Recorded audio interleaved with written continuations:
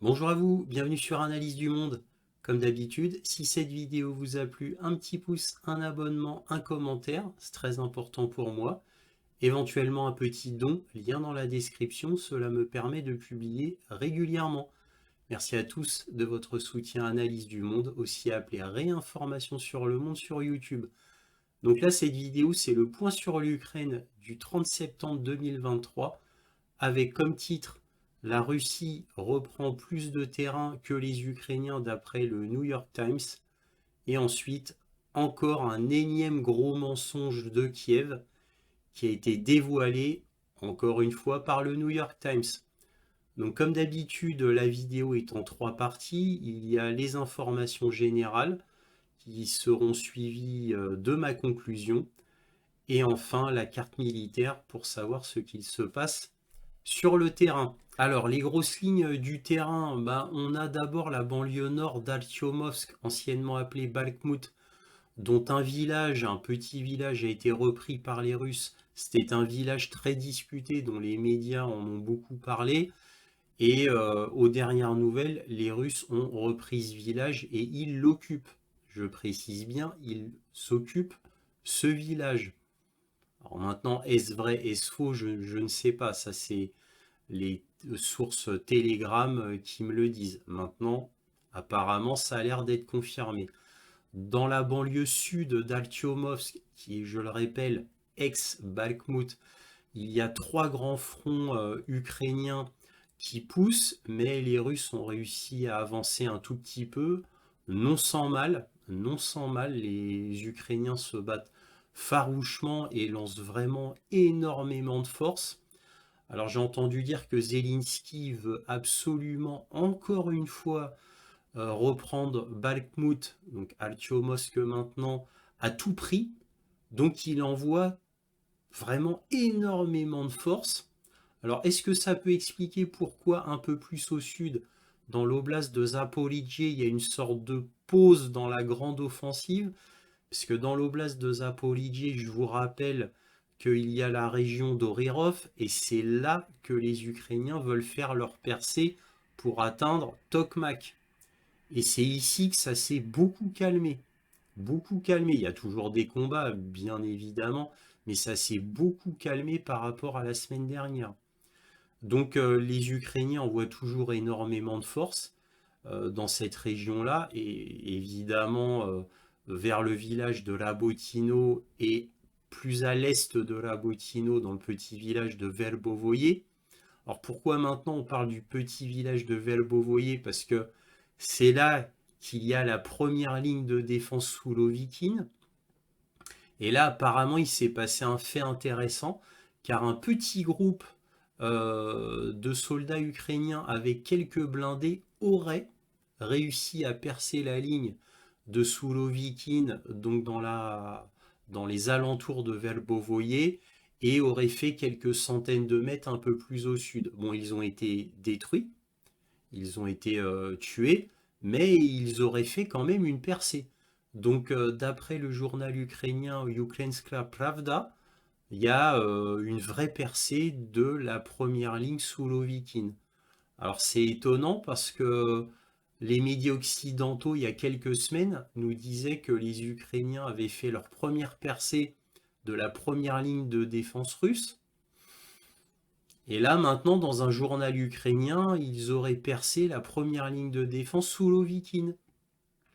Bon, enfin bref, je vous en ai déjà parlé la semaine dernière de toutes ces lignes de défense, je ne vais pas y revenir, parce que là, je ne fais qu'un grossier résumé du front, hein, c'est tout. Donc voilà, donc ils auraient fait une percée, mais ils n'auraient pas pu aller jusqu'au bout. Alors maintenant, est-ce que cette percée est confirmée? On ne saura que plus tard. Et est-ce que cela permettra à d'autres forces ukrainiennes de faire une vraie percée, c'est-à-dire d'avancer vraiment en territoire russe? Nous verrons bien. Voilà ce qu'on pouvait dire sur le front dans ce qu'il y avait de plus important. De toute manière, j'en parlerai beaucoup plus précisément avec la carte militaire, où je parlerai d'Odessa, de la Crimée, du reste du front, comme d'habitude, bien évidemment. Alors on continue.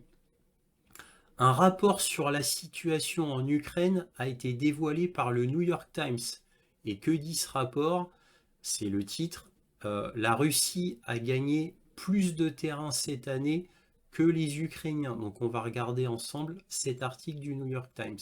Alors on va commencer par le site de Warzone, qui est un gros site américain pro-ukrainien, je tiens à le préciser. Et que dit-il? Rapport sur la situation en Ukraine, c'est la Russie qui a gagné le plus de terrain cette année. Après 9 mois de combats sanglants cette année, c'est la Russie qui a gagné le plus de terrain, mais cela représente moins que la superficie de Kiev. Ça, c'était au 28 septembre. Alors, que dit l'article? L'article dit: malgré toutes les effusions de sang, la destruction de villes et de terres agricoles et la perte de matériel de guerre des deux côtés, peu de territoires ont été gagnés par les deux camps cette année.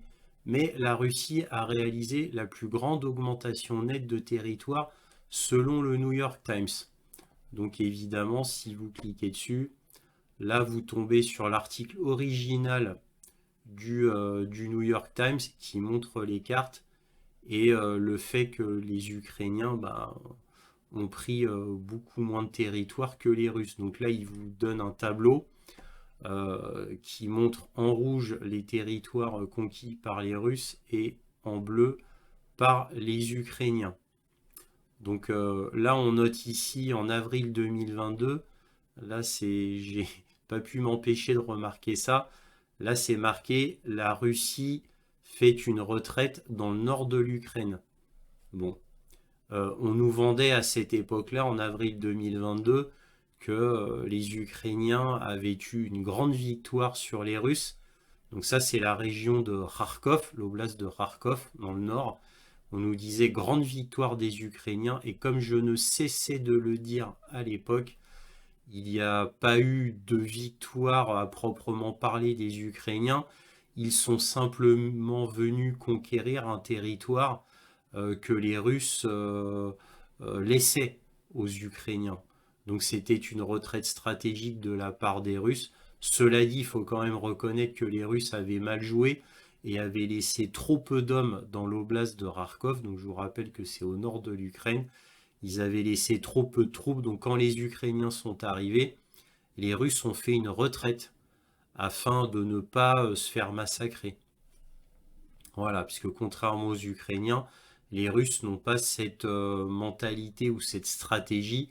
Donc comme ils avaient assez peu d'hommes à l'époque, beaucoup moins que les Ukrainiens, chaque vie était précieuse. Donc ils avaient fait une retraite. Donc, mais on peut dire qu'ils avaient mal joué à ce moment-là. Là, c'est schématiquement ce qu'a pris l'Ukraine au 1er janvier et là, ce qu'a pris la Russie donc au 1er janvier, puisque là, on parle que pour 2023. Donc, et c'est là qui montre que les Russes ont pris plus de terrain que les Ukrainiens. D'après TASS, l'agence de presse russe, la Russie prévoit d'augmenter son budget militaire de 70% en 2024, portant le budget russe à 111,15 milliards de dollars. Pour 2024, c'est absolument énorme, ça représente près de 6% du PIB russe. De plus, le ministère de la Défense russe a précisé qu'il se préparait à une confrontation directe avec l'OTAN. Donc vous voyez que la Russie ne se fait aucune illusion sur la guerre future avec les États-Unis. Tout ça est de très mauvais augure. Autre information, il y a eu l'annonce faite de Kirilo Boudanov, donc le directeur du SBU, qui avait annoncé que des frappes de missiles avaient détruit le quartier général de Sévastopol, tuant un amiral, l'amiral Sokolov, ainsi que 34 hauts officiers russes qui étaient présents à ce moment-là. Alors évidemment, ça a fait jaser, on s'est demandé, mais est-ce que l'amiral Sokolov est vraiment mort ou vivant? Bon, déjà, les médias avaient oublié les 34 autres officiers russes, et on ne parlait que de l'amiral Sokolov. Et donc, il y a que les Ukrainiens qui disaient ça, mais quand même, les médias occidentaux pensait que c'était quand même assez vrai, puisque c'était le directeur du SBU qui l'annonçait lui-même. Or, d'après le New York Times, il s'est avéré que, ben non, en finale, c'est pas tout à fait vrai. Puisque lors d'une grande réunion avec Sergei Shoigu, eh bien, l'amiral Sokolov était présent. Et évidemment, sa présence a été analysée sous toutes les coutures. Et ben, les médias occidentaux ont été obligés d'admettre que c'était bien lui et qu'il était vraiment présent à ce moment-là. Mais bon, pour plus de précision, on va regarder l'article du New York Times. Alors que dit le New York Times? L'Ukraine reconnaît ses doutes après que la Russie a montré une vidéo d'un commandant naval prétendument vivant. Alors j'aime le prétendument vivant, ça c'est le New York Times qui est quand même un journal pro-ukrainien qui adoucit un petit peu son titre, parce que sinon ce serait trop violent. Hein, à montrer une vidéo d'un commandant naval bien vivant, là ça dirait, bon, Kiev a menti, et on vous le dit dans le titre. Donc là ils adoucissent un petit peu. Et ensuite, on va pas tout lire parce que l'article, vous voyez, il est très long. Un jour après que l'Ukraine a affirmé avoir tué le commandant de la flotte russe de la mer Noire, les médias d'État russes ont diffusé des images de l'amiral Viktor Sokolov lors d'une réunion de responsables de la défense. Donc déjà, on se pose des questions. L'Ukraine reconnaît ses doutes après que la Russie montre une vidéo comme quoi l'amiral Sokolov est bien vivant. Donc ça veut dire aussi que les 34 officiers, évidemment, qui sont censés être avec lui, sont bien vivants aussi. Donc ça veut dire que l'Ukraine a menti, parce qu'il ne faut pas se leurrer. L'Ukraine affirme une chose. Elle affirme avoir tué le commandant, elle affirme, hein, voilà, avec les 34 officiers. Et puis après, la Russie diffuse une vidéo montrant que l'amiral est bien vivant, et ensuite l'Ukraine fait un communiqué officiel en disant « Ah ben oui, au final, on n'est pas sûr de nous quant à la mort de l'amiral Sokolov. » Ah ouais, effectivement. Mais ça dit quoi, ça, de l'Ukraine? Bah, ça dit que, comme d'habitude, l'Ukraine ment systématiquement, tout ça pour montrer au monde qu'ils sont encore là, bien vivants, qu'ils agissent encore, qu'ils font des choses et qu'ils ont du succès. Mais le problème, c'est qu'à force de mentir sans vergogne et systématiquement, à la fin, l'Ukraine perd toute crédibilité, si c'était encore possible. Parce qu'entre nous, l'Ukraine a déjà perdu toute crédibilité. Et à maintes et maintes reprises, depuis très longtemps déjà, comme je le montrais dans mes points sur l'Ukraine. Donc là, ça va de mal en pis hein, pour l'Ukraine. Faut qu'ils arrêtent de mentir systématiquement, quoi. Ça devient vraiment embarrassant, quoi. Embarrassant pour eux, tout du moins. Donc là, on va voir deux extraits. Le premier extrait vient de la grande chaîne d'information Redacted, une des plus grosses sur Internet. Et le deuxième extrait, ça vient de la télévision canadienne. Donc ces extraits parlent des soldats ukrainiens qui se rendent aux Russes, mais en masse. Et évidemment, ils le montrent avec des vidéos.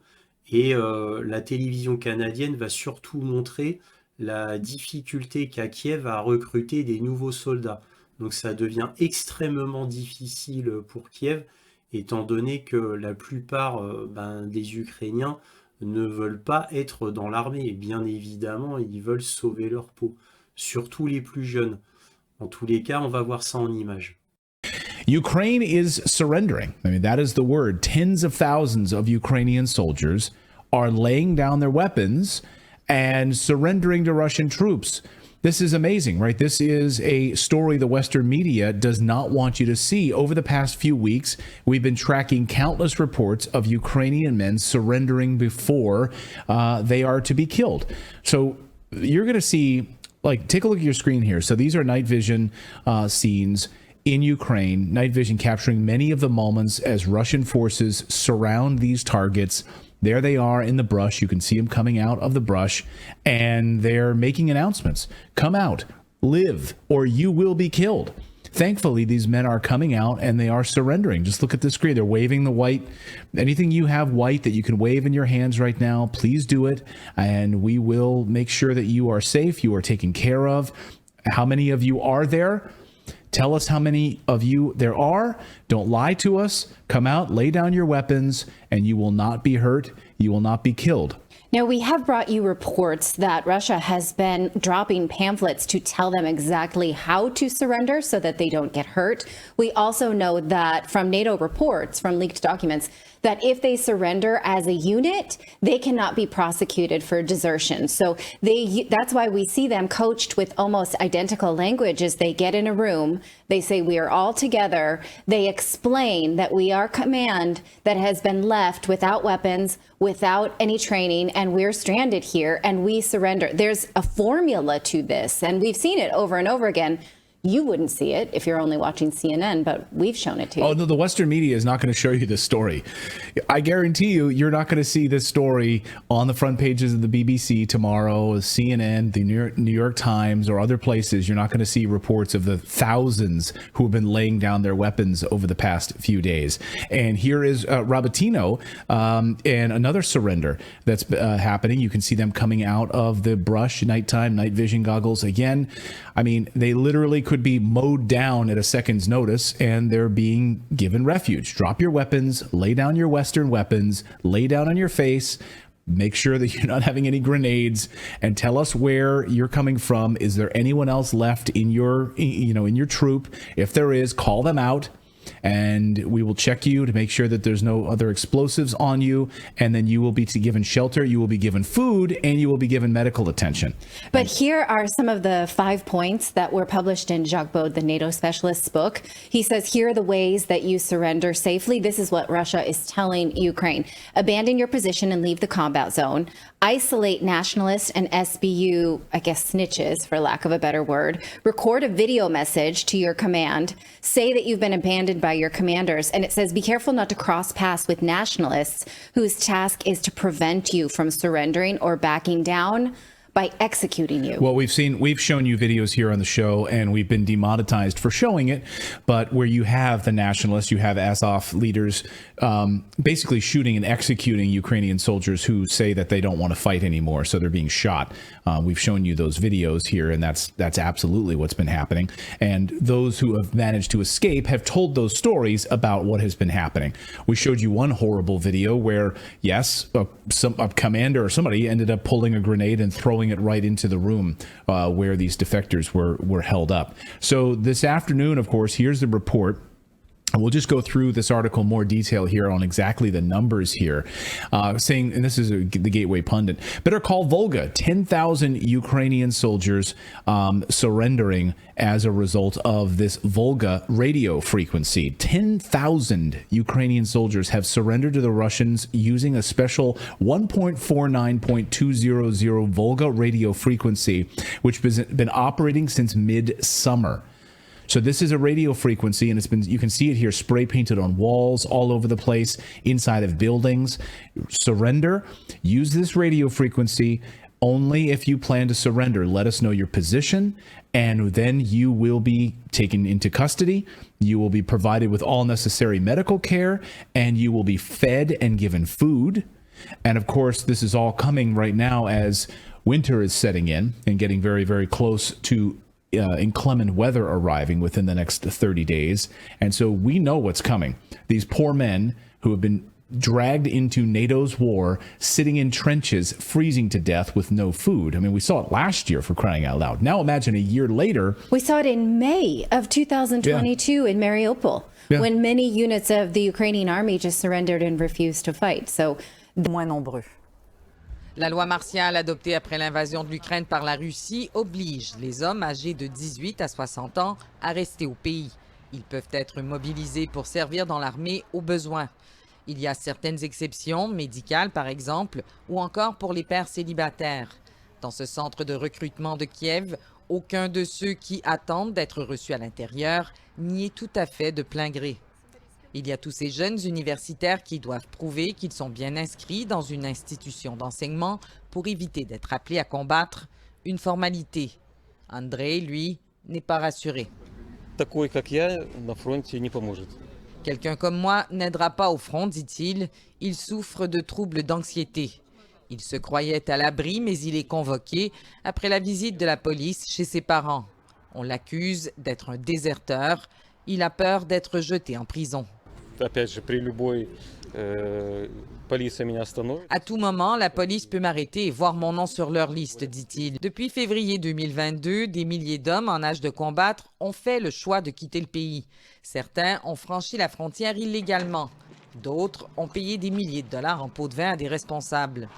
Les accusations sont telles que le président Volodymyr Zelensky a congédié l'ensemble des directeurs régionaux du recrutement cet été après des allégations de corruption et d'intimidation. Le problème reste entier, dit Sacha. Le chauffeur de taxi se dit inapte à se battre. Une opération au dos l'empêche de se soumettre aux rigueurs des tranchées, explique-t-il. Mais l'armée n'est pas d'accord. Personne n'écoute, ils disent qu'ils n'ont plus personne à recruter et qu'ils ont besoin de gens, c'est tout. Il connaît trop d'hommes qui déjà se sont sacrifiés pour défendre le pays.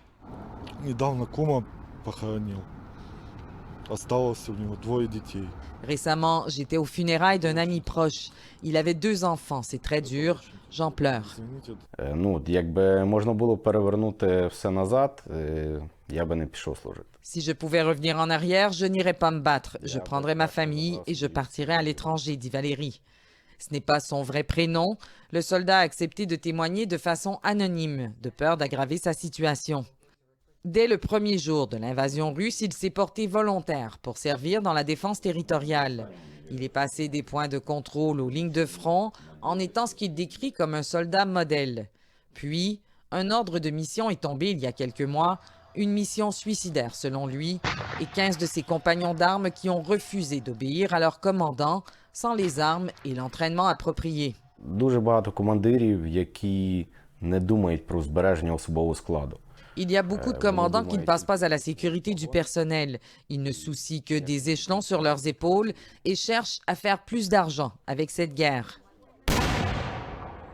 Là maintenant, on va voir un article très intéressant de Business Insider qui reprend des rapports de Kiev concernant les systèmes patriotes qui ne peuvent pas arrêter les bombes russes. Donc on va voir cet article ensemble, c'est très intéressant. Alors voici l'article de Business Insider. Alors que dit-il? Pourquoi les systèmes de missiles patriotes ukrainiens ne peuvent pas faire face aux vieilles bombes en fer russes? Donc là vous voyez une bombe non explosée, c'est une FAB 500, c'est-à-dire une bombe planante de 500 kg. Alors les bombes larguées par la Russie constituent une menace majeure pour les soldats et les civils ukrainiens, ont déclaré des experts militaires. Les bombes lourdes des avions sont particulièrement contrariantes pour les systèmes de défense conçus pour frapper des cibles plus légères. Des bombes planeuses modifiées ont été équipées de systèmes GPS. Les bombes planeuses, c'est les bombes russes. Alors, sauf que bon, évidemment, elles ne sont pas équipées de systèmes GPS, mais les bombes russes sont équipées de systèmes GLONASS. Le système GPS, c'est le système américain. Donc, je tenais à le dire. Les bombes aériennes russes datant de l'ère soviétique représentent un défi mortel pour l'Ukraine car elles sont difficiles à intercepter, même en utilisant les systèmes de défense aérienne les plus avancés, affirment les experts militaires. Oleksiy Melnik, du groupe de réflexion Razumkov Center basé à Kiev, a déclaré que la lutte contre les bombes larguées par avion était particulièrement frustrante pour l'Ukraine. Les missiles de défense aérienne de haute technologie sont conçus pour frapper des cibles plus légères et sont mal équipés pour contrer la vieille et lourde construction en fer des bombes. La densité des bombes et les stocks abondants de la Russie constituent un problème important pour l'Ukraine, a-t-il déclaré. Les bombes puissantes peuvent peser entre 1100 et 2200 livres. Alors, traduction, ça en fait les bombes russes, il y a les FAB 200, 200 kg, FAB 500, 500 kg et FAB 1500, c'est-à-dire 1500 kg. Melnik a déclaré à Insider que les bombes stupides, donc les bombes toutes simples, en chute libre sont larguées depuis un avion lors de vols horizontaux avec le nez de l'avion vers le haut ou vers le bas. Il a déclaré que l'alignement et l'altitude de l'avion définiraient davantage la trajectoire balistique. La précision de ces bombardements est médiocre, mais Melnik a déclaré que les Russes ne se préoccupaient pas outre mesure des dommages collatéraux. Les bombes vieilles de 30 à 50 ans sont toujours robustes, a déclaré Melnik. Leur taille signifie qu'ils ne constituent pas un gros problème à détecter, mais le problème est de les intercepter, a-t-il déclaré. Les bombes restent rarement dans les airs pendant un peu plus d'une minute et contrairement aux missiles de croisière ou aux drones d'attaque, elles sont difficiles à suivre, apparaissant sous la forme de petits points sur les écrans radars qui disparaissent rapidement. Cela en fait une arme que les systèmes de défense aérienne les plus récents, comme les missiles américains tant vantés Patriot, n'ont pas été conçus pour combattre, affirment les experts militaires. Larguer ces bombes d'époque pose cependant des défis à l'armée russe. La distance à laquelle vous pouvez frapper l'ennemi est faible, ce qui oblige les avions à voler dans les zones dangereuses des systèmes de défense aérienne de l'ennemi. Les Russes ont donc dû s'adapter. Là, on peut lire, les vieilles bombes équipées de nouveaux systèmes de guidage produisent des coups dévastateurs. Alors, je tiens à préciser quand même que, oui, les bombes larguées toutes simples, ça c'est vrai, l'expert a raison, sont très peu précises. Par contre, les bombes équipées des systèmes de guidage GLONASS russes sont précises à environ 1,50 m, 2 mètres, ce qui est pas mal. La Russie modifie ses bombes simples en les équipant de systèmes de guidage afin de créer des substituts bon marché et efficaces aux coûteux missiles guidés.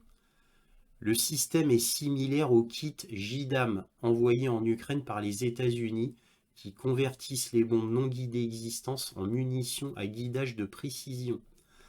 Les bombes d'époque sont équipées d'hélices planantes et de systèmes GPS et sont tirées à longue distance. Ils peuvent atteindre une cible située à 30 miles de distance. Bon, en gros, c'est en fait 50 km. Hors de portée de la plupart des systèmes de défense aérienne en première ligne.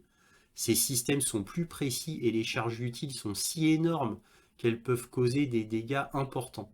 Le système a été utilisé pour équiper d'anciennes bombes gravitationnelles soviétiques Fab 500 dont la Russie dispose en abondance, d'un simple système de guidage par satellite et d'ailes, a rapporté Insider précédemment et tiré depuis des Sukhoi 34 et des Sukhoi 35. Essayer d'intercepter ces bombes n'est pas efficace, ce n'est même pas rationnel. La seule façon de sortir de cette situation et la seule manière de l'arrêter est d'attaquer les avions qui lancent ces bombes, a déclaré Yuri Ignat, porte-parole de la force aérienne ukrainienne selon le New York Times. D'où l'insistance répétée de l'Ukraine sur le fait qu'elle a besoin de son arsenal des avions de combat F-16 construits aux États-Unis. Alors qu'est-ce qu'on peut en déduire de tout cela? Eh bien, on peut en déduire que les bombes russes sont redoutables sur plusieurs points. Ces bombes sont peu chères à fabriquer, elles font des dégâts redoutables, et en plus elles sont maintenant précises grâce au système de guidage. Système de guidage qui est beaucoup moins cher que les systèmes de guidage américains. De plus, les Russes ont une flotte aérienne leur permettant de larguer ces bombes. Là, on a parlé des Sukhoi 34, des Sukhoi 35, mais évidemment, il y a les bombardiers qui sont faits pour ça, comme les Tu-95, Tu-122 et autres. Bref, les Ukrainiens, eux, ne peuvent pas utiliser ces bombes. Alors déjà, tout simplement parce qu'ils n'en ont pas, et même s'ils en avaient, comme ils ont presque plus d'avions, ils ne pourraient pas les larguer de toute façon. Et évidemment, ils n'ont pas de bombardiers. Donc ça donne un avantage absolument énorme aux Russes, puisque je rappelle qu'en plus, ces bombes-là, pour les plus grosses, font beaucoup plus de dégâts que des missiles. N'oublions pas que la Fab 1500, c'est 1500 kg de charge explosive. Donc ça, faut le savoir. Alors toujours concernant les systèmes patriotes, on a Taïwan qui s'est plaint qu'un système Patriot PAC-3 avait eu une malfonction. Alors évidemment, cela a été nié par Washington, mais en attendant, les rapports taïwanais sont là et ils ont été publiés. Donc on va regarder un article de The Defense Post, qui est un grand site américain sur le militaire. Alors voici l'article de The Defense Post, qui est un site américain concernant le militaire. Que dit-il? Taïwan affirme que le missile Patriot de fabrication américaine a mal fonctionné. Lockheed nie. Alors Lockheed Martin, c'est le fabricant des Patriotes. Un responsable de l'ère taïwanaise a affirmé qu'un missile Patriot PAC-3 avait mal fonctionné lors d'un récent exercice de tir réel, mais le fabricant américain Lockheed Martin a déclaré que le missile impliqué n'était pas un PAC-3. Le chef d'état-major de l'armée de l'air, le général Cao Jinping, a confirmé les informations locales selon lesquelles l'arme sol-air avait explosé avant d'atteindre sa cible. Il s'agirait de la première fois qu'un missile patriote explose prématurément dans ce pays insulaire. Cao a déclaré que l'armée de l'air et l'Institut national des sciences et technologies Chung-Shan enquêtaient actuellement sur la cause de l'explosion. Considéré comme le système de défense aérienne le plus avancé de l'armée américaine, le Patriot utilise la technologie avancée frappée pour tuer, pour vaincre les avions haute performance et les missiles balistiques tactiques. Là maintenant, on va voir deux articles qui viennent du journal ukrainien Ukrainska Pravda. Et cela concerne le nombre de soldats russes morts depuis le 24 février 2022. Alors moi, ça fait 1 an et demi dans les points sur l'Ukraine que je vous donne à chaque fois les statistiques de la BBC et de Mediazona, puisqu'ils en sortent régulièrement. Et là, on a des chiffres de soldats russes, comme d'habitude, qui sont beaucoup trop bas. Beaucoup trop bas. Donc c'est extrêmement gênant. Mais bon, ça a toujours été le cas pour les Ukrainiens. Mais là, c'est autre chose. Vous allez voir, c'est très surprenant. Regardons ces deux articles. Alors voici le journal Ukrainska Pravda qui date du 29 septembre. Que lit-on? Médias russes. Plus de 33 000 soldats russes tués dans la guerre contre l'Ukraine. Alors évidemment, il précise tout de suite médias russes pour adoucir un petit peu la chose, sauf qu'ils oublient de dire que la BBC Russie et Mediazona, c'est peut-être en Russie, mais Mediazona, c'est financé par l'Occident, c'est purement occidental, et il se trouve qu'ils sont en Russie, mais c'est tout. Hein. La BBC en Russie, c'est pas le Kremlin, la BBC en Russie. C'est la BBC qui se trouve être en Russie, parce qu'ils sont dans tous les grands pays du monde. Voilà, mais c'est Londres qui contrôle la BBC, c'est pas des Russes qui sont dans les studios de la BBC Russie. Évidemment, ce sont des Anglais, ou tout du moins des pro-occidentaux à fond, bien évidemment. Mais bon, les journalistes du service russe de la BBC et de Mediazona ont découvert que depuis le début de l'invasion de la guerre en Ukraine, au moins 33 236 soldats russes sont morts. Voilà, enquête de la BBC et de Mediazona. Donc, bon, on va pas lire tout l'article, mais ce que je peux vous dire quand j'ai lu tout l'article, c'est qu'ils ont repris vraiment l'article de la BBC, mais là, ils n'ont pas dit oui, ils mentent, ils exagèrent, ils disent n'importe quoi. Non, ils ont repris l'article de la BBC. Alors, pour information, ce journal ukrainien, Ukrainska Pravda, ne reprend jamais les chiffres depuis 1 an et demi qui ont été diffusés par la BBC et Mediazona. Évidemment, ils n'en parlaient pas.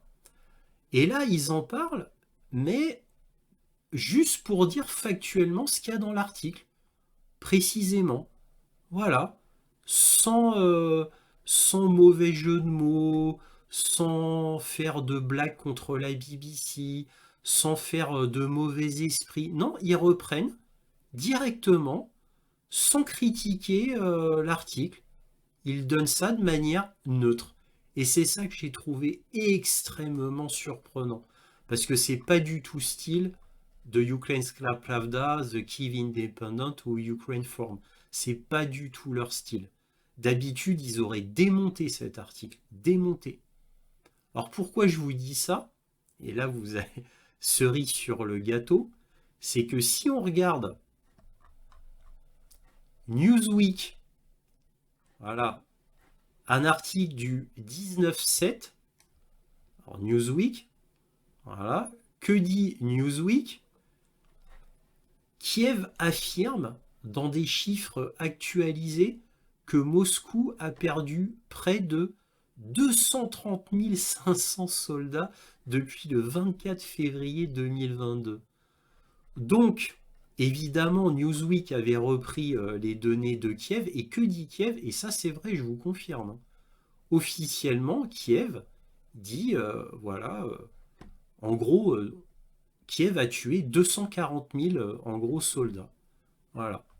Et là, on a Ukrainska Pravda au 29 septembre qui reprend ce que dit la BBC et Mediazona, mais sans cracher dessus.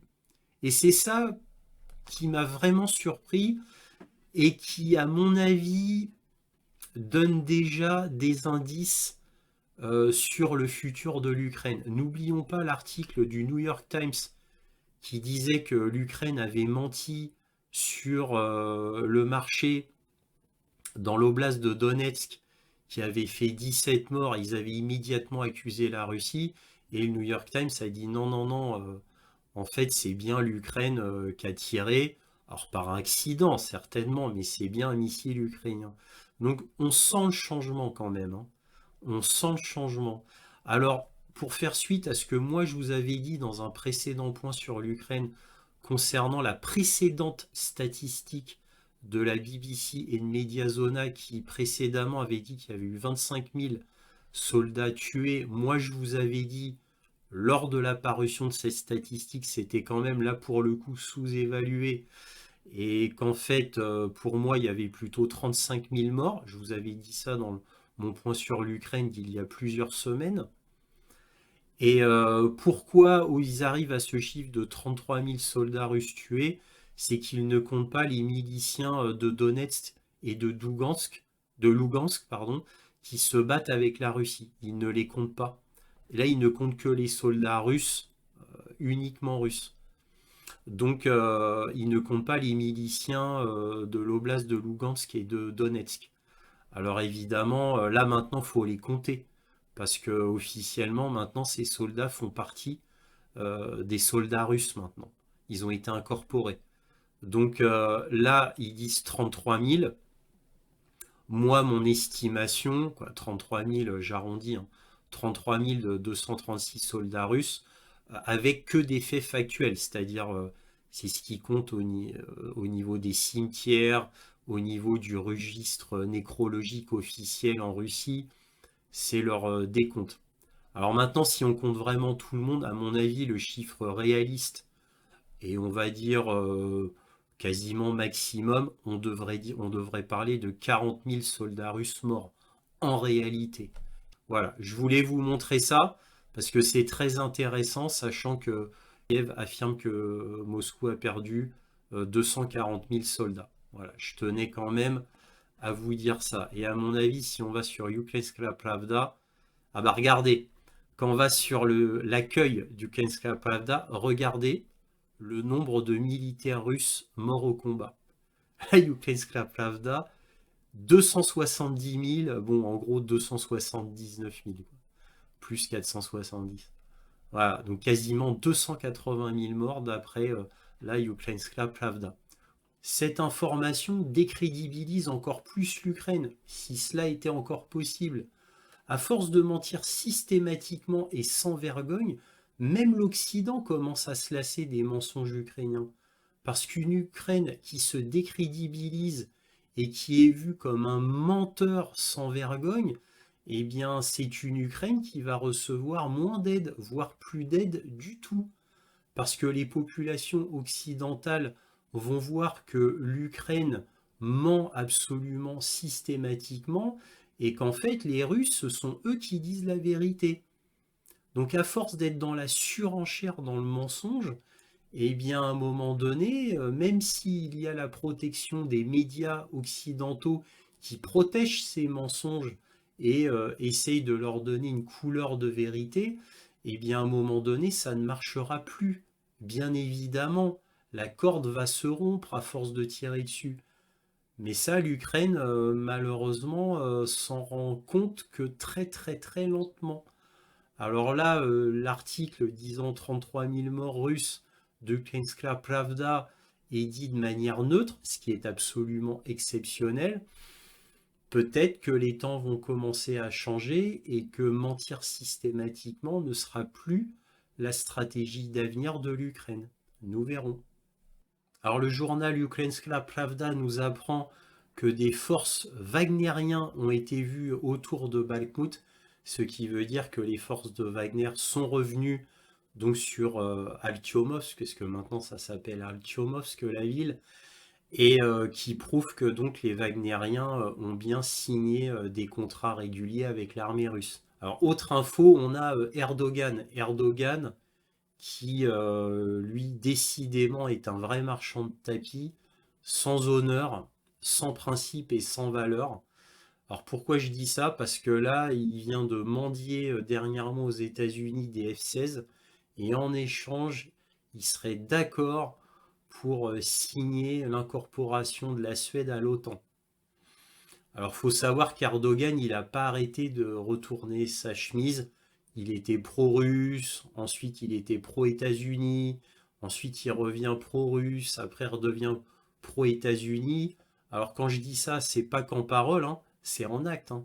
C'est-à-dire qu'au début, bon, il a aidé l'Ukraine, il fournissait des Bayraktar, des grands drones Bayraktar, mais comme les drones Bayraktar se sont fait détruire en Ukraine, ça a donné une très très mauvaise image de ces drones à l'international. Donc la Turquie a arrêté d'en fournir. Puis après, ils en ont redonné, mais au compte-gouttes. Bref, c'est du changement d'avis tout le temps. Erdogan qui avait acheté des S-400, ce qui lui avait valu l'anathème occidental, donc l'interdiction de pouvoir acheter des F-35. Donc ce qui fait que après ça, Erdogan s'était tourné vers la Russie pour signer des grands projets gaziers, qui sont toujours en cours d'ailleurs. Et puis Erdogan a trahi la Russie en délivrant 5 chefs du bataillon Azov alors qu'il s'était mis d'accord avec Vladimir Poutine pour les garder ad vitam aeternam en Turquie. Voilà, il s'était mis d'accord là-dessus et il les a délivrés. Ensuite, il ne devait pas donner son accord à la Suède à cause de certains terroristes, de certaines personnes qu'il considère comme terroristes en Suède et que la Suède les protège, donc il ne veut pas leur donner. Puis alors ça a été oublié et maintenant il va mendier aux États-Unis des demandes de F-16 et là il serait d'accord pour signer l'incorporation de la Suède à l'OTAN. Donc vraiment, c'est indigne d'Erdogan, il a toujours été comme ça malheureusement. Et en plus, cerise sur le gâteau, Erdogan mendie des F-16. Des F-16, des vieux avions des années 80, bon certes mis à jour, ce qui en fait des avions entre guillemets acceptables, mais bon, on est loin d'un F-35, comme c'était le cas au début, avant que les Turcs achètent des systèmes antiaériens S-400 à la Russie. Donc on passe du F-35 au F-16. Alors peut-être qu'Erdogan s'est dit au final, pour me faire l'avocat du diable, bon, le F-35 a prouvé une énième fois que c'était un très mauvais avion, voire même un avion dangereux pour le pilote, et extrêmement cher à l'achat, encore plus cher à la maintenance. Il s'est dit, bah tiens, au final, un F-16, ça me coûtera beaucoup moins cher à l'achat, beaucoup moins cher en maintenance, et beaucoup plus fiable qu'un F-35. Peut-être qu'il s'est dit ça, finalement. Mais sur la scène internationale, bon, les gens ne sont pas des experts en armement, donc au niveau international, ça la fout mal de passer du F-35 au F-16, hein, quand même. Et puis de mendier ça aux États-Unis. Je trouve que ça la fout mal. Mais bon, ça prouve que Erdogan ne fait que jouer le marchand de tapis. C'est toujours dans le chantage. Il ne peut pas faire de diplomatie dans l'honneur et la dignité. C'est toujours dans le chantage avec Erdogan. C'est malheureux. Bon, on va passer à une autre info. Alors, Sergueï Shoigu a été reçu en Iran. Cela fait suite à l'achat par l'Iran de Sukhoi 35, ce qui va augmenter considérablement la puissance de la flotte aérienne iranienne. Donc c'est très important pour l'Iran. Et puis évidemment, cela apporte des subsides à la Russie, bien évidemment. Et précédemment, peu de temps avant, Sergueï Shoigu avait été reçu en Corée du Nord. Évidemment, pour avoir encore plus de matériel militaire, puisqu'il ne faut pas se leurrer, s'il a été en Corée du Nord, c'est pour des échanges de matériel militaire. Alors, ce que les experts disent, c'est que ce que fournirait la Corée du Nord principalement à la Russie, ce serait des obus. Et moi, des rapports télégrammes que j'ai eus, qui viendraient de blogueurs russes à la frontière et qui étudient les relations entre la Russie et la Corée du Nord, la Corée du Nord serait prête à donner 12,7 millions d'obus à la Russie. Information à prendre avec des pincettes, c'est ce que j'ai lu dans un ou deux rapports Telegram, bon, évidemment de sources quand même sérieuses. Bon, est-ce vrai, est-ce faux, je ne sais pas.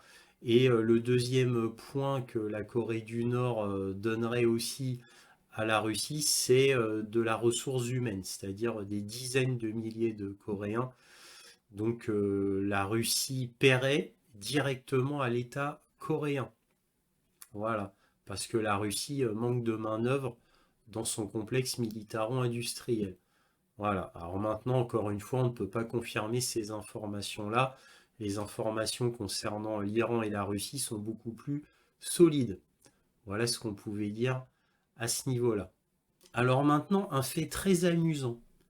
Le chancelier Olaf Scholz a proposé à la Chine de leur donner 7 milliards d'euros, et là, accrochez-vous bien, en échange de réparer les Nord Stream 2. Alors évidemment, dit par moi, vous ne me croyez pas. Alors on va regarder tout de suite un article ensemble. Et là, vous verrez que c'est bien réel. Alors on va regarder le journal iNews. Que dit-il au 28 septembre? Chancelier allemand Scholz. L'Allemagne est prête à offrir 7 milliards d'euros pour inviter la Chine à réparer le gazoduc Nord Stream 2. Le chancelier allemand Scholz a fait une suggestion lors de la réunion de l'Union européenne. Demandez à la Chine de réparer le gazoduc Nord Stream 2 et nous pourrons payer 7 milliards d'euros pour cela. La raison invoquée par Scholz est que, selon les prévisions, l'hiver en Europe cette année sera probablement plus froid qu'en 2022. Le gaz naturel coûteux fourni par les États-Unis sera difficile à aider l'Europe à survivre cet hiver. Il est donc nécessaire de redémarrer le gazoduc Nord Stream 2. Bon, alors pour l'instant, ce ne sont que des mots. Nous verrons dans les faits. Mais si cela se réalise, vous imaginez un peu le message que ça lance au monde concernant l'Ukraine? Ça veut dire que l'Ukraine, ça y est, c'est du passé, c'est définitivement abandonné. Parce que ça, ce serait un énorme morceau qui irait contre l'Ukraine. Et puis, en réalité aussi contre les États-Unis, voire surtout contre les États-Unis. Alors, ça sauverait l'Allemagne, certes. En tous les cas, Olaf Scholz, quand même, il a mis des gants, parce que pour éviter d'offenser tout l'Occident, il a demandé à la Chine. Il n'a pas demandé à la Russie. Alors qu'en fait, bien évidemment, ça devrait être à la Russie de réparer les Nord Stream 2, puisque c'est la Russie qui doit normalement réparer le Nord Stream 2. Le Nord Stream 2 appartient à la Russie, c'est la Russie qui a construit le Nord Stream 2. Donc ça semblerait logique. Mais bon, pour ne pas trop froisser les alliés occidentaux, la demande est faite à la Chine. Bon, mais malgré tout, même si c'est la Chine, vous voyez un peu le message que ça lance au monde. Ça lance au monde, bon bah écoutez, la réalité fait que on va être obligé d'utiliser le Nord Stream. Et ça, il y a quelques mois, c'était impensable qu'Olaf Scholz dise ça. Impensable. Donc la réalité, encore une fois, revient à la face de l'Occident. L'Occident a beau rejeter la réalité, a beau nier la réalité de toutes ses forces, au bout d'un moment, la réalité revient au galop et on ne peut pas l'arrêter. Et là, on en a l'exemple absolument parfait. Alors, autre fait très amusant, on a notre ministre de la Défense, Sébastien Lecornu, qui a été voir à Kiev son homologue ukrainien, Oumirov. Alors, Oumirov, faut pas oublier que c'est un tatar ukrainien farouchement anti-russe, un oligarque qui a trempé dans des affaires extrêmement louches, mais bon, c'est pas grave, c'est dans l'ADN du gouvernement ukrainien de prendre des corrompus, des voyous. Zelensky peut pas faire autrement parce que qui voudrait être ministre de la Défense ukrainien tout en étant intègre et honnête? C'est pas possible, il ne pourrait même pas travailler. Donc c'est toujours des oligarques que Zelensky reprend pour remplacer Reznikov, qui est l'ancien ministre de la Défense ukrainien et qui a été viré pour corruption avérée. Donc ça a été médiatisé dans le monde entier. Et pour récompenser Reznikov de sa corruption, Zelensky va le nommer, s'il ne change pas d'avis entre-temps, officiellement ambassadeur ukrainien à Londres. Parce que c'est ce qui était prévu depuis des semaines, comme je vous le dis dans mes points sur l'Ukraine. Alors pourquoi c'est un fait amusant que Lecornu aille à Kiev pour voir son homologue? C'est qu'il n'y va pas juste pour lui dire bonjour. Il est venu avec une vingtaine d'entrepreneurs français, donc tous en relation avec le militaire français, afin de construire des usines françaises en Ukraine ou d'aider des Ukrainiens et de sous-traiter en fait de la main-d'œuvre ukrainienne pour la fabrication, on va dire, de matériel militaire français. Voilà en réalité pourquoi Lecornu est arrivé à Kiev. Mais bon, pourquoi c'est très amusant tout ça? C'est parce qu'il vient avec toutes ses promesses pour officiellement aider l'Ukraine, parce que le prétexte officiel, c'est ça, hein. C'est aider l'Ukraine, hein. Pas pour aider la France, hein. Non, non, non, le ministre de la Défense français, il vient pas en Ukraine pour les intérêts français, mais officiellement pour aider l'Ukraine. Vous m'avez compris. Bref, alors que dit Lecornu? Il donne un exemple, c'est les canons César. Il dit d'habitude, les canons César, ils sont réparés en Pologne, voire en France. Donc c'est pas possible. Là maintenant, avec des usines françaises en Ukraine, on va pouvoir réparer beaucoup plus facilement et voire même donner du matériel militaire à l'Ukraine. Drones, missiles, quoi, n'importe quoi. Bref, tout ce que pourraient fabriquer les usines françaises en Ukraine. Mais personne ne se pose la question euh, des entrepreneurs français. Les entrepreneurs français, ils ont accompagné Lecornu, bon, certainement juste pour lui faire plaisir et pour aller visiter l'Ukraine. Alors pourquoi je vous dis ça et pourquoi je vous disais au début que c'était un fait amusant, c'est que vous voyez, vous êtes un entrepreneur militaire. Voilà. Vous allez construire une entreprise militaire pour faire des obus, des canons, des drones, peu importe. En Ukraine, là, en ce moment, vous feriez ça, vous? Vous risqueriez des centaines de millions d'euros ou des milliards d'euros pour construire une usine qui peut, à tout instant, être bombardée par une bombe ou par un missile et que tout ça soit en pure perte? Et quel ouvrier voudrait travailler dans une usine, on va dire, à peine finie, sachant que l'ouvrier va risquer sa vie en travaillant dans cette usine? Parce que là, on est toujours en pleine guerre, et les Occidentaux nous promettent que ce sera une guerre longue. En quoi ça va aider l'Ukraine? Donc, et l'entrepreneur, lui, qui va acheter les obus, qui va acheter les canons, etc. Lui, il lui faut un carnet de commandes plein et qu'on lui garantisse que tout ça soit payé et que son usine soit protégée, donc en mettant des systèmes anti-aériens autour. Dans la logique voudrait ça. Vous voyez, ce qu'a fait Lecornu, pour moi, n'a strictement aucun sens et pour moi ne peut pas se réaliser. Ou alors nos entrepreneurs français sont devenus complètement fous et téméraires. Je ne crois pas qu'ils soient obsédés à la cause ukrainienne au point de sacrifier leurs affaires et éventuellement leurs usines et éventuellement leurs hommes, parce qu'il faudra bien envoyer des ingénieurs français pour faire tout ça au moins au début, les premières années en Ukraine. C'est absolument impensable. Mais bon, nous verrons. Ce n'est que mon point de vue. Passons à la conclusion. Alors tout d'abord, en guise de conclusion, j'aimerais rappeler un fait. Tous les médias nous disent que le gouvernement ukrainien est extrêmement corrompu. Généraux, hauts responsables, ministres. Bref, et on a eu un dernier ministre mis en cause qui est Reznikov, l'ancien ministre de la Défense, et qui va d'ailleurs être récompensé en étant apparemment le futur ambassadeur ukrainien à Londres. Bon, nous verrons si Zelensky va quand même jusque-là. Mais c'était ce qui était annoncé officiellement. Bref, j'aimerais rappeler ce fait. Donc, gouvernement ukrainien extrêmement corrompu. Le problème, c'est que d'après les médias, Zelensky, lui, est immaculé. C'est un saint. Il est intègre et honnête. Alors, je voudrais rappeler quand même que Zelensky faisait partie des Pandora Papers. Il en était le centre. Et qu'il a toujours gravité autour des oligarques ukrainiens, corrompus à souhait.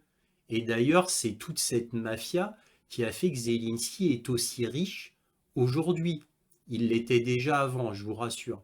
Là, il est juste encore beaucoup plus riche qu'avant, grâce aux États-Unis et au détournement de fonds de son gouvernement, qui a détourné les fonds militaires américains et européens pour les mettre dans la poche d'oligarques. Évidemment, ça inclut Zelensky, bien évidemment. Mais là, les États-Unis ferment les yeux, parce que Zelensky, c'est leur poulain.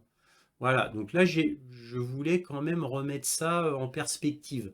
On a tendance à l'oublier. Zelensky est aussi corrompu que tous les autres, bien évidemment. Autre fait intéressant qui n'a absolument rien à voir, c'est au niveau économie.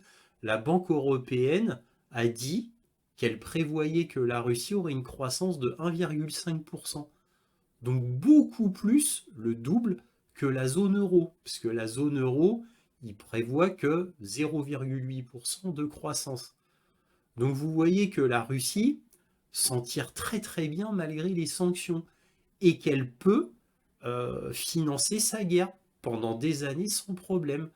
Puisque plus le temps passe, plus l'industrie russe se consolide. Et plus ils ont de l'argent.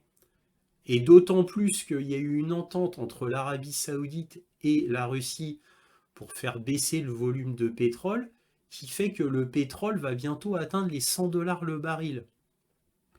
Donc là, dernièrement cette année, la Russie a eu 15 milliards de dollars de bénéfices nets rien que pour la vente de pétrole. Donc la Russie peut financer la guerre, aucun problème. Ce qui n'est pas le cas de l'Europe et des États-Unis. Je tenais à le rappeler aussi. Donc ça, c'est un fait important à savoir. Donc les sanctions, c'est confirmé, ne servent strictement à rien. À part une balle dans le pied pour les Européens, bien évidemment. Alors, autre sujet que j'aimerais parler, c'est le destin de l'Ukraine. Alors pour moi, le destin de l'Ukraine, il y a 3 possibilités. La première possibilité, c'est que la Russie fasse bientôt une grande offensive qui pourra arriver demain ou dans quelques semaines. Pour moi, c'est le scénario le plus probable. Mais bon, ce n'est que mon humble avis. Peut-être que je me trompe. Deuxième option, la Russie joue la guerre d'usure au maximum en détruisant petit à petit l'armée ukrainienne tout en espérant une fatigue occidentale. Une fatigue de la population occidentale, des politiciens américains, je ne sais pas. Mais en tout cas, ça permettrait un arrêt naturel de la guerre, voilà, sans besoin de grande offensive. Alors ça, c'est possible aussi. Et là, dans ces cas-là, on est dans une guerre longue. Alors moi, ce que j'appelle une guerre longue, c'est de quelques mois, hein, pas en années. Hein. Pour moi, ça me semblerait pas possible, mais ce n'est que mon avis, encore une fois, peut-être que je me trompe, mais pour moi, la guerre, quoi qu'il se passe, quelles que soient les options, pour moi, ça se finit avant 2024, avant 1er janvier 2024. De tout ce que j'ai lu, c'est mon humble avis. Encore une fois, peut-être que je me trompe, mais c'est ma conviction. Donc la deuxième option, guerre longue. Alors guerre longue, encore une fois, je rappelle, pour moi, c'est quelques mois. Donc guerre d'attrition à fond, guerre d'usure à fond et fatigue occidentale. 3, le moins probable, mais c'est possible, c'est que Kiev joue le tout pour le tout et lance une attaque téméraire et effrayante sur la centrale nucléaire de Zaporijie pour faire la politique de la terre brûlée. Alors là, tous les protagonistes sont perdants, mais l'Ukraine pourrait dire, bah vous voyez, on vous emporte avec nous, dans le sens les Russes. Donc il n'y aurait ni gagnant ni perdant, et l'Ukraine s'en tirerait comme ça. Alors, évidemment, ça, ce sera décidé par les États-Unis. C'est pas Zelensky seul qui déciderait de détruire la centrale de Zaporijie. Ça, ce serait les États-Unis qui décideraient ça en disant, bon, perdu pour perdu, autant affaiblir les Russes et rendre leur territoire pris inhabitable pendant très longtemps. Voilà, alors ça, c'est une option possible, hein. Ça a été ma crainte l'année dernière, quand la centrale de Zaporijie n'arrêtait pas d'être bombardée, ainsi que le barrage de Karovka d'ailleurs. Donc ça, c'était ma crainte et j'avais fait plusieurs vidéos là-dessus. Donc tout est possible, hein. Un acte désespéré des États-Unis, ça reste tout à fait possible. Donc il faut rester vigilant, méfions-nous. D'un autre côté, rester vigilant, je vois pas trop ce qu'on pourrait faire, mais en tous les cas, à surveiller de près, tout du moins. Voilà ce que je pouvais dire pour la conclusion. Maintenant, on va passer à la carte militaire. Alors voici la carte militaire qui, je le rappelle, est une carte militaire ukrainienne, mais qui a l'avantage d'être à jour. Alors, à ma connaissance, c'est la seule disponible sur Internet.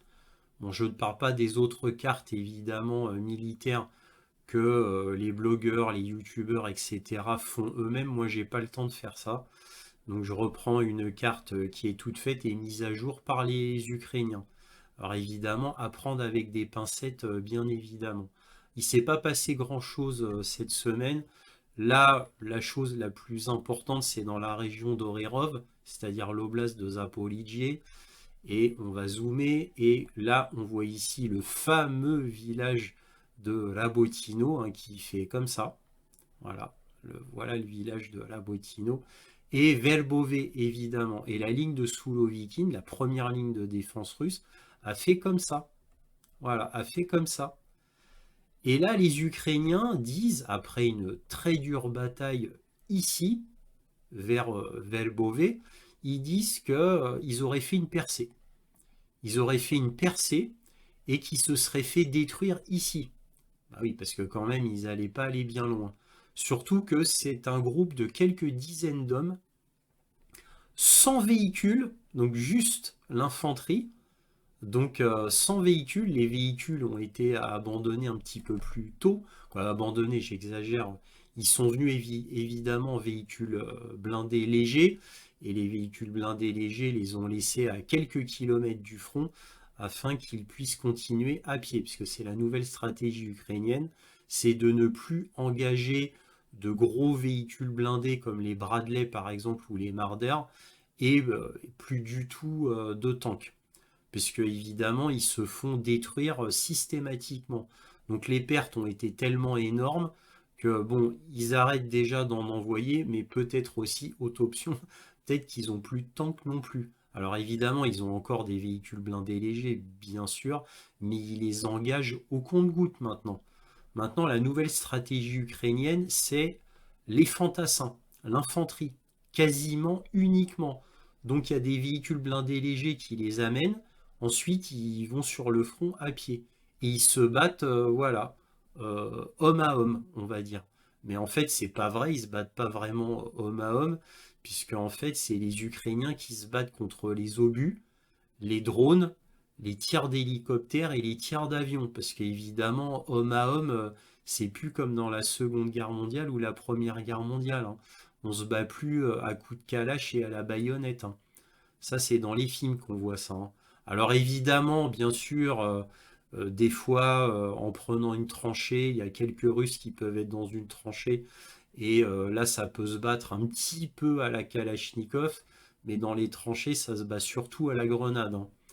Très peu à la Kalachnikov. Mais bon, voilà, même s'il y a des batailles de tranchées entre Russes et Ukrainiens avec des grenades et de la Kalachnikov, quoi, des fusils d'assaut, c'est extrêmement mineur, c'est anecdotique. En fait, ça se bat à coups d'obus, de drones, de missiles, voilà. C'est ça qui fait les pertes ukrainiennes, hein. C'est pas des Russes qui leur mettent une balle dans le corps ou qui leur envoient une grenade. Non, non, ça c'est anecdotique. C'est une petite tranchée par-ci, par-là. Mais c'est purement anecdotique. Bref, donc les Ukrainiens prétendent qu'ils ont fait une percée dans la première ligne de défense sous Lovikin. Évidemment, information à vérifier.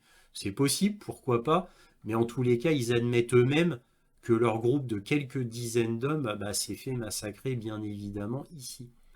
Donc, quel est l'intérêt? Je ne le vois pas. Parce que faire une percée, c'est bien, mais il faut tenir la percée. Sinon, ça n'a aucun intérêt. On fait une percée pour que le gros des troupes, ensuite, juste après, s'engouffre dans cette percée pour anéantir l'ennemi. Mais si c'est faire une percée, et puis bon, bah voilà, que le gros des troupes attend toujours, et c'est ce qui s'est passé, ça n'a aucun intérêt, à part faire massacrer d'autres Ukrainiens. Mais c'est typiquement kievien comme stratégie, c'est-à-dire attaquer n'importe comment en faisant n'importe quoi. Donc je comprends aussi que ça puisse énerver les Américains, puisque les Américains ne cessent de leur répéter qu'ils doivent amener toutes leurs troupes ici et faire une percée vers Tokmak, qui est là. Voilà. Donc c'est ce que se tuent à dire les Américains, et au final les Américains ont abandonné, puisque les Ukrainiens, eux, ont décidé de faire comme ça. Mais je ne juge pas, hein, je ne juge pas les Ukrainiens ni les Américains. Bon, moi je suis pas sur place, je sais pas ce qui se passe exactement. Mais en tous les cas, c'est sûr que si on veut faire une percée, si on met pas des milliers d'hommes en un point, avec des blindés, des chars, etc., et un appui aérien, chose que les Ukrainiens n'ont pas, la percée ne peut pas se faire et ne se fera jamais, d'ailleurs. Mais bon, ça fait des mois et des mois que je le répète, c'est comme ça. Bon, ailleurs sur le front, là où on pourrait dire des choses, c'est dans la région sur Artyomovsk, c'est-à-dire aussi appelé Bakhmout, mais maintenant c'est Artyomovsk. Donc c'est ici, donc on va zoomer, voilà, Bakhmout, maintenant Artyomovsk. Et là où il y a le plus d'attaques côté ukrainien, c'est sur ce front. Donc ici, ici et ici. Donc 3 fronts principaux. Et là, les Russes ont fait une avancée. Ils ont fait une avancée ici, mais vous allez voir, c'est pas leur principale avancée. Ils ont avancé, mais un tout petit peu, mais vraiment ridiculement peu, hein. Donc les Ukrainiens tiennent vraiment bon, hein, sur le front ici. Et les Russes ont beaucoup de mal. Pourtant, les Russes, ils essayent de faire ce qu'ils peuvent. Mais les Ukrainiens ont mis beaucoup de troupes ici. Ils se défendent très bien. Alors là où c'est le plus intéressant, c'est ici. Et là, vraiment, les Russes ont fait une avancée, puisque en fait, en réalité, les Russes ont pris ce village qui est Orirovo-Vassilivka. Donc Orirovo-Vassilivka a été prise par les Russes, et ça c'est confirmé, hein. Ça vient d'être confirmé, ça a été confirmé hier soir. Donc ils ont bien pris, donc en fait c'est comme ça. Alors n'oublions pas que c'est une carte ukrainienne, hein. Alors, vous vous doutez bien qu'ils n'allaient pas mettre ça et que les médias vont pas en parler, hein. Donc ils ont pris ce village, très exactement. Donc là ils ont fait une grosse avancée. Alors à l'échelle du front c'est pas énorme, mais si on compare les avancées habituelles, c'est beaucoup, hein. Donc en fait, ça fait un triangle comme ça. Voilà. Donc bien sûr, le but des Russes, ça va être de prendre Kramatorsk, qui est le Graal, comme je le répète depuis plus d'un an, parce que ça fait plus d'un an que je vous le dis, ça, que Kramatorsk, c'est le Graal des Russes, parce qu'une fois qu'ils auront pris ça, qui est une énorme place forte ukrainienne, eh bien, ils pourront faire ce qu'ils veulent. Voilà. Donc, mais dans l'ordre, Tchassivial, dans l'ordre quand même, et Kramatorsk ensuite, parce que ce que veulent faire les Russes, c'est prendre Kramatorsk en tenaille, hein, voilà. Donc c'est comme ça qu'ils veulent faire, c'est de prendre, voilà, de faire comme ça, hop, et hop, comme ça, exactement comme ça. Voilà comment ils veulent faire pour prendre Kramatorsk. Évidemment, après Slaviansk, ça viendra après. Voilà. Là, on a le fameux chaudron de Sivelsk. Ça avance pas, ça se bat, mais ça avance pas. Et enfin, je vais finir sur Kupiansk, où là, les Russes ont encore avancé. En réalité, ils sont ici. Ils ont encore avancé. Ils avancent toujours, toujours, tout le temps, ils avancent. Mais très petitement, vraiment, c'est une centaine de mètres par-ci, une centaine de mètres par-là. Là, vraiment, les forces ukrainiennes ont vraiment, comment dire, bataillé dur. Et c'est pour ça que c'est si dur dans la région d'Orirov pour les Ukrainiens, puisque il y a quelque temps, et ça c'était une décision de Zelensky, c'était de protéger tout le front. Donc en fait, il y a eu une partie de l'armée de la région d'Orirov, là où il devait y avoir la grande offensive, eh bien ils ont envoyé quelques brigades à Kupiansk, parce que Kupiansk est absolument vital pour les Ukrainiens, puisque n'oublions pas que le ministre de la Défense ukrainien, Raznikov, avait dit que ben voilà, il y a une énorme armée russe ici, et il avait peur que la Russie prenne tout le nord. À partir de là, Zelensky avait décidé d'envoyer des troupes là-bas. Donc, et puis sur Bakhmout, bien sûr. Donc c'est pour ça que les Américains ont hurlé, parce qu'ils ne voulaient pas qu'il y ait des troupes qui soient dispersées à Bakhmout et à Kupiansk, ils voulaient que toutes les troupes soient ici, afin de faire une percée une bonne fois pour toutes. Et les Ukrainiens ont dit non.